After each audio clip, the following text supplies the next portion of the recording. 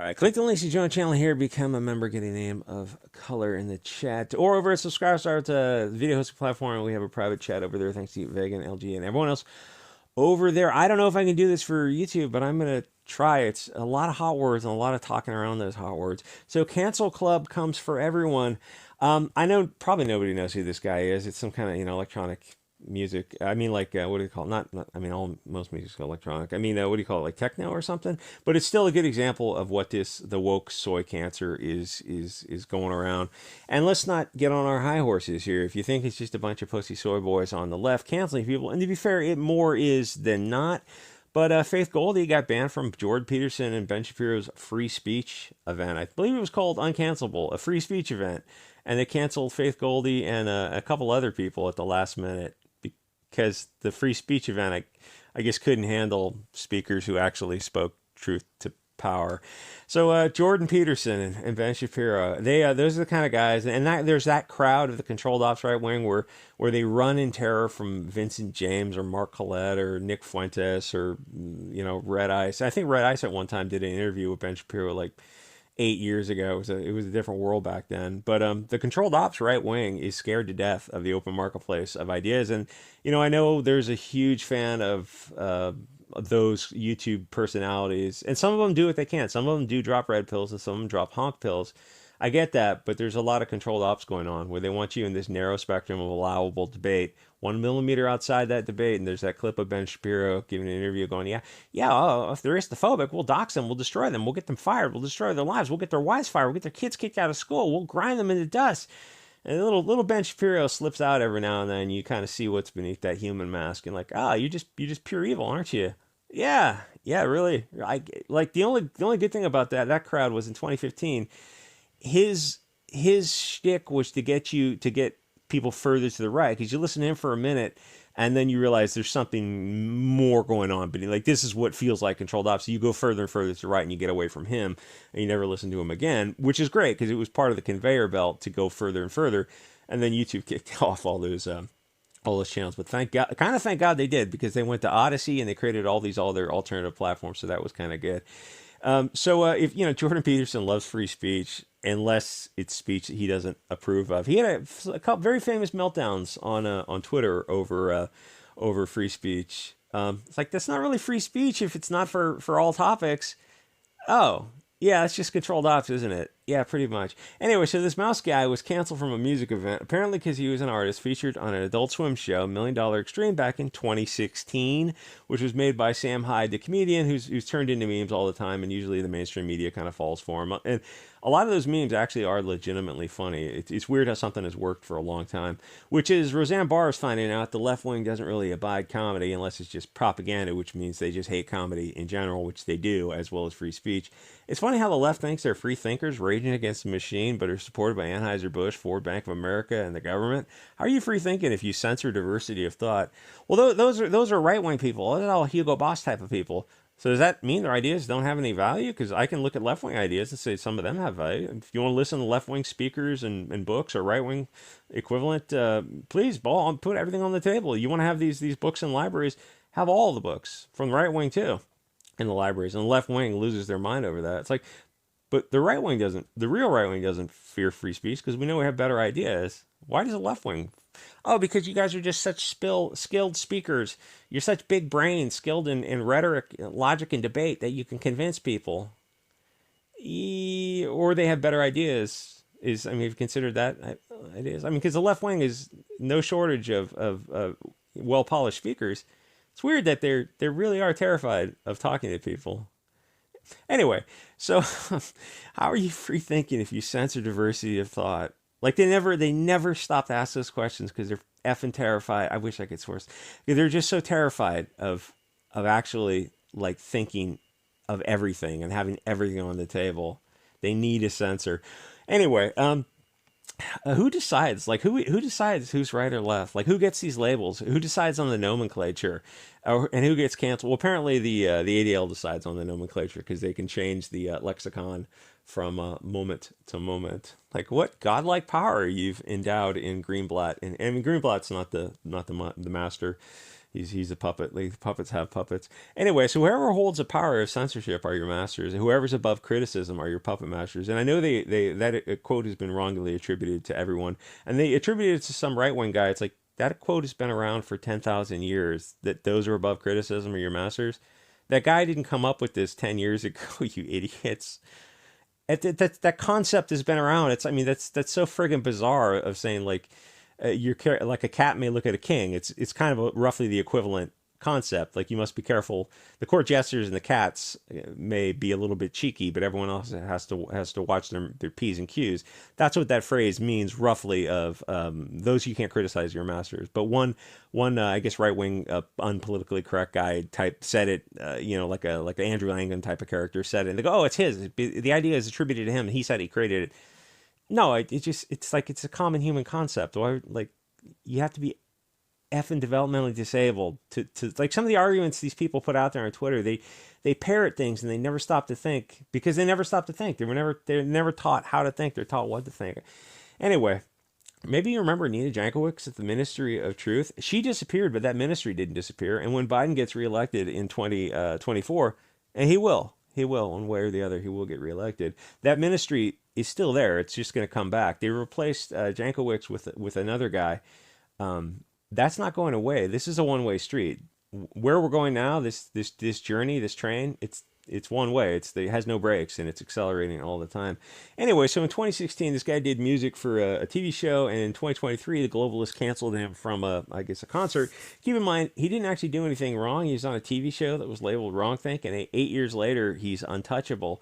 What the fuck is wrong with people, you might ask? I don't know. These are pussy soy boys, but what's wrong with Ben Shapiro, Jordan Peterson, a bunch of those other people on the right wing who are just, absolutely as terrified of discourse as people on the left wing are? Why are people so scared of diversity of thought?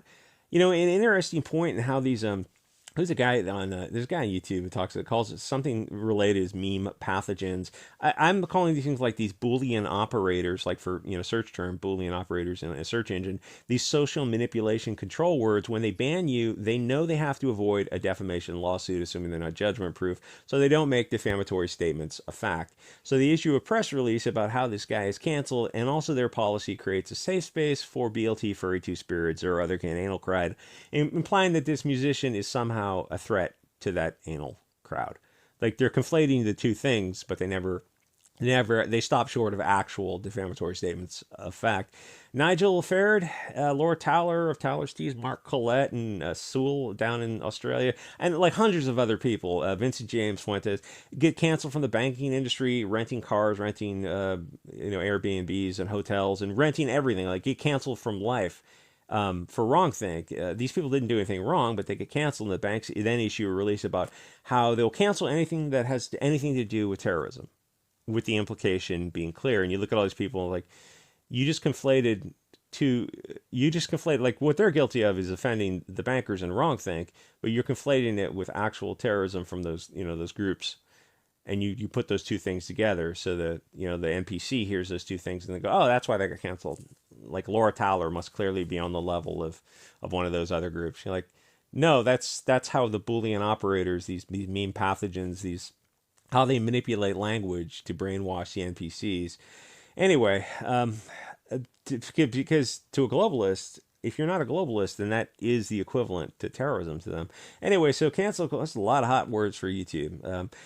Cancel culture is designed to have a chilling effect on free speech, because if they can cancel you just because you interviewed the wrong person, or were seen at an event, or talking to the wrong person, or for liking the wrong tweet, or if you're, who's that guy, that bullheaded guy, Tim Pool, you're in a photograph, like he's a reporter, right? He's in a photograph, talking to people, having breakfast with people, shooting the breeze with people, gathering information for stories, but he's in a photograph, and they use that as like, we gotcha. Sitting down at a table, talking to people I'm interviewing, you got me, yeah, we're having coffee and cookies, or toast for breakfast. You got me. There's a photograph of me interviewing people. Yeah, we got you. Here's you with your microphone talking to people, hearing what they have to say, listening to their diversity of thought. Nazi? Yeah, that's a totally coherent argument. They're hoping you'll be scared away from even thinking about doing these things. This isn't the free speech left of the 60s. Those days are long gone. These are Bolshevik alt-left terrorists. These are the authoritarians. They're terrified of free speech because they don't have compelling arguments. They have bad arguments that can't be defended. And it's not just the left. It's Shapiro's, Peterson's, Charlie Kirk's, Matt Walsh's, Michael Tracy crowds. He's getting destroyed on Twitter right now, and rightfully so. I think I'm going to do a video on Odyssey BitChute for that. Are terrified of free speech and open discussion. It's even more pathetic when they do it because they're the side that says, we're uncancelable. We believe in the open marketplace of ideas. Free speech? Yeah, they're lying. They're just flat out lying their ass off. I've literally seen them dodge and deflect from direct questions. It'll make you sick to see a Matt Walsh respond to a question with a question. He's the guy who's in the business of asking questions, and he responded to a direct, simple question with a question. He said, do I even need to dignify that with a response? And that was a crushing moment where that's a line in the sand. For him, and the live stream audience saw it, and the people in the audience saw it, and every time that video clip goes around, everyone sees Matt Walsh, like, just, you see what he is. Like, he's taken off the mask a little bit, and you see him answer a question with a question. Like, the free speech crowd is answering questions with questions.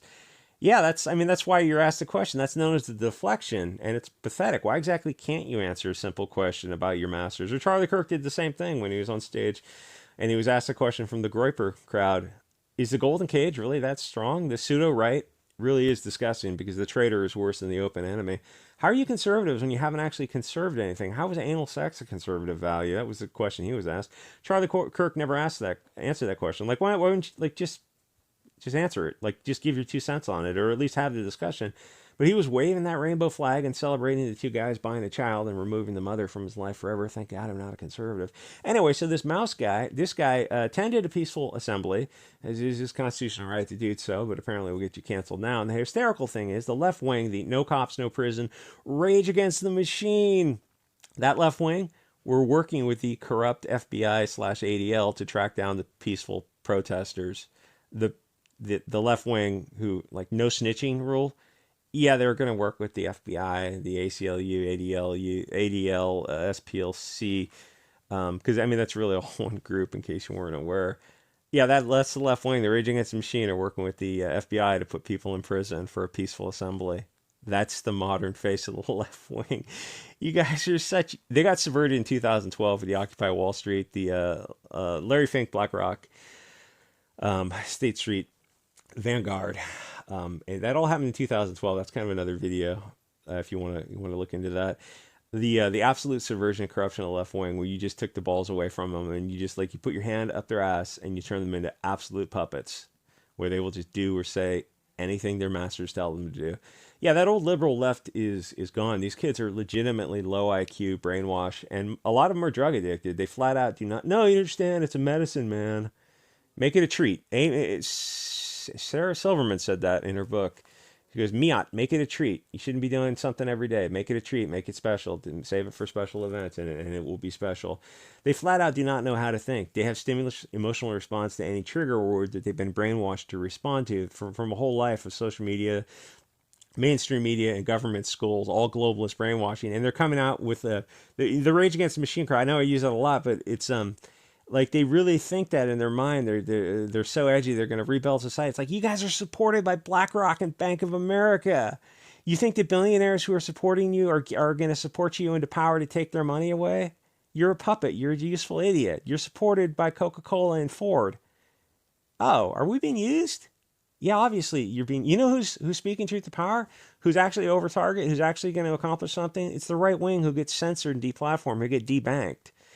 They actually are coming close to the truth. The left wing is not a threat to anyone. They're they're just the useful idiots.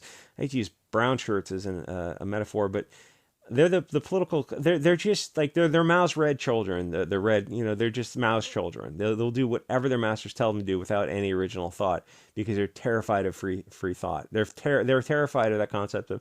Yeah, all discussions, everything should be discussed. Both sides of an argument. They look at you with a straight face and go, there are no both sides to an argument. Like, they've got that I don't know, the soylent grin. There are no two sides to an argument. What are you talking about? If you don't know your opponent's argument, you don't know your own. Weren't you taught that in rhetoric or logic or debate or whatever? Like, weren't you taught to think around corners? There are no two sides to these arguments.